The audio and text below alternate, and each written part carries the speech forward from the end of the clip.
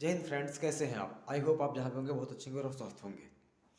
आज मैं आप सबके लिए लेके आया हूँ यूपीएसआई का जो एग्ज़ाम हुआ है। आज 14 तारीख है। आज 3 शिफ्ट में यूपीएसआई का एग्ज़ाम था। हमारे एक काफ़ी करीबी सहयोगी और लॉजिकल स्टडीज़ पर अपने कुछ मैथ्स के वीडियोस दे चुके हमारे साथी जो विपिन तिवारी हैं। आज उन्होंने यूपीएसआई का पेपर दिया था। तो वैसे मैं बता दूं, ये क्लास सिर्फ ट्रेलर क्लास है। पिक्चर तो आपको अगली क्लास में देखने को मिलेंगी।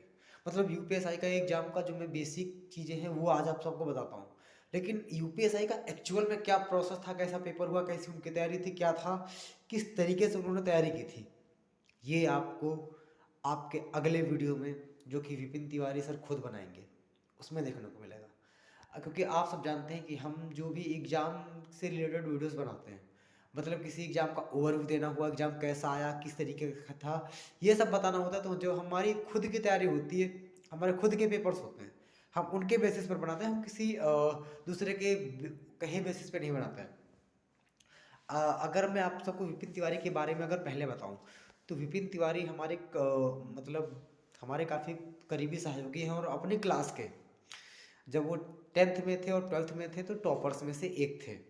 और उसके बाद उन्होंने एनडीए की तैयारी की और उनका एक बार 1 नंबर से, एक बार 3 नंबर से एनडीए का एग्ज़ाम नहीं निकल पाया। उसके बाद किस्मत खराब थी, 0.25 नंबर से इंडियन नेवी की मेरिट लिस्ट से बाहर हो गए। उसके बाद किन्हीं कारणों से उनका एसएससी में भी फाइनल सिलेक्शन नहीं हो पाया। तो आप कह सकते हैं कि काफ़ी ज़्यादा एक्सपीरियंस्ड हैं वो। और यूपीएसआई की भी उनकी तैयारी काफ़ी कमाल की थी। और जहाँ तक अगर किसी भी प्रैक्टिस सेट की बात करें तो मैथमेटिक्स में उनके लगभग 90 से 93% के आसपास मार्क्स आ रहे थे सारे मॉक टेस्ट में। तो आप समझ सकते हैं कि उनकी तैयारी किस तरीके की थी और उन्होंने क्या क्या बताया। उनका बेसिकली कहना यह था कि लोग कहते हैं कि पेपर सरल आना चाहिए, सरल आना चाहिए। लेकिन विपिन तिवारी जी का हमारे कहना था कि पेपर थोड़ा तो आखिर टफ आना चाहिए था। क्योंकि ऐसे ही अगर इस तरीके का पेपर आया ना, तो फिर वही नॉर्मलाइजेशन, नॉर्मलाइजेशन एक ऐसी चीज़ है ना जो कि अच्छे खासे तैयारी के बंदों की वाट लगा के रख देता है। तो वो कह रहे थे कि अगर ऐसा ही रहा तो हो सकता है कि पेपर में नॉर्मलाइजेशन का यूज कर लिया जाए, क्योंकि आज के जो पेपर थे तीन के तीनों से बहुत इजी थे, बता रहे थे वो। उनका मानना था कि इतना इजी नहीं होना चाहिए था। अगर इतना इजी रहा तो हो सकता है छात्र विरोध कर दे और नॉर्मलाइजेशन की नौबत आ जाए। सो फ्रेंड्स, मैं बताता हूँ कि कुछ क्वेश्चंस कैसे थे और किस वजह से वो कह रहे थे कि पेपर थोड़ा सा तो टफ आना चाहिए था आखिर।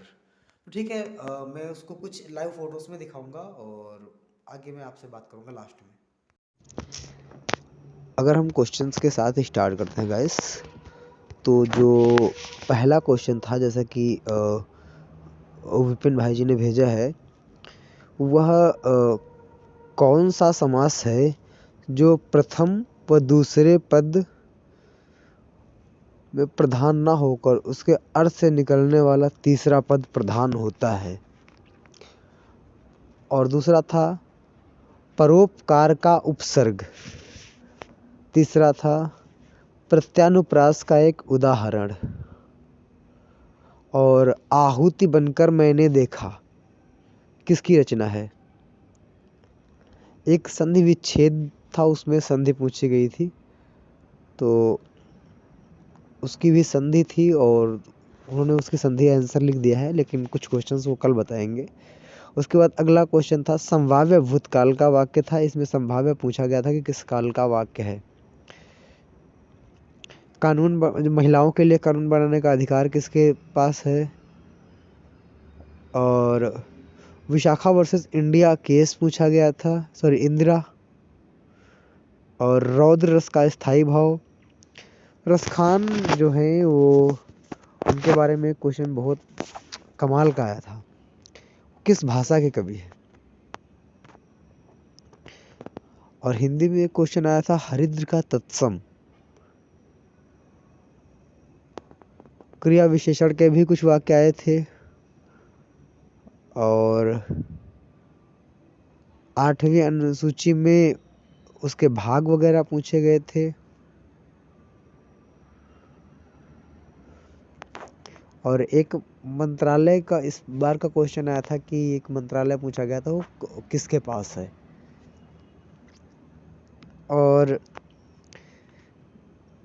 एक क्वेश्चन पहला आया था, संविधान का जो भाग 1 है उसी से उन्होंने क्वेश्चन पूछा, संविधान के भाग 1 में क्या कहा गया है गाइस, आप सबको पता होगा, भारत राज्यों का एक संघ है।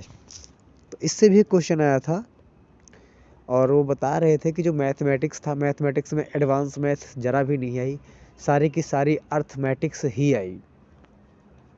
और मतलब हम अगर टोटली कहें तो पेपर बहुत ज़्यादा टफ नहीं आया था।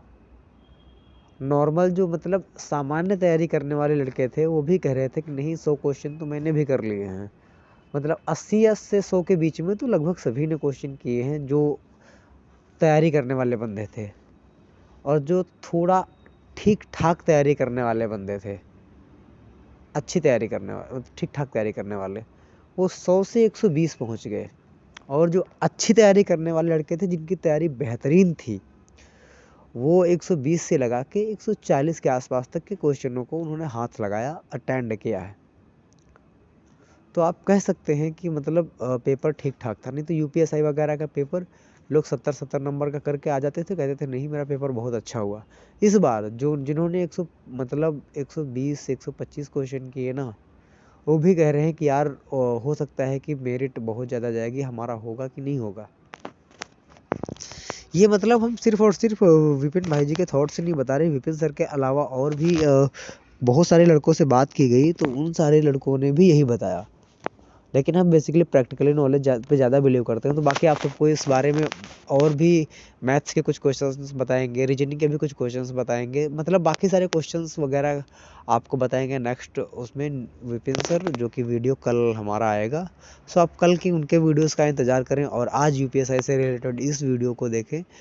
और हमारे चैनल को भी सब्सक्राइब कर लें, लाइक करें और वीडियो को ज़्यादा से ज़्यादा इसको शेयर भी करें, जिससे कि लोगों को पता चलता रहे कि आखिर यूपीएसआई के बारे में क्या चल रहा है, कहाँ और पेपर कैसा आ रहा है। और हाँ, आने वाले पेपर्स के लिए कहा जा सकता है कि आगे आने वाले जो पेपर्स हैं वो काफ़ी ज़्यादा टफ होने वाले हैं यूपीएसआई के, क्योंकि ये अभी आज के तो 3 के तीनों पेपर काफ़ी सरल थे।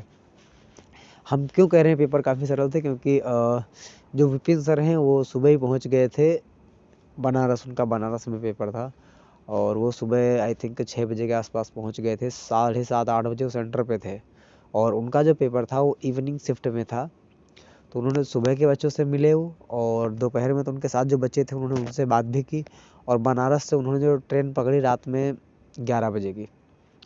तो आप लोग कह सकते हैं कि 11 बजे ट्रेन पकड़ी, तो दिन की तीनों शिफ्ट वाले बच्चों से मिले, उनसे बातचीत की। उसके बाद हम उन्होंने वो बातचीत करके मुझे बताया ठीक ठाक तरीके से, तो उसको मैंने ज़्यादा से ज़्यादा उनकी बातों को आप तक पहुँचाने का प्रयास किया है।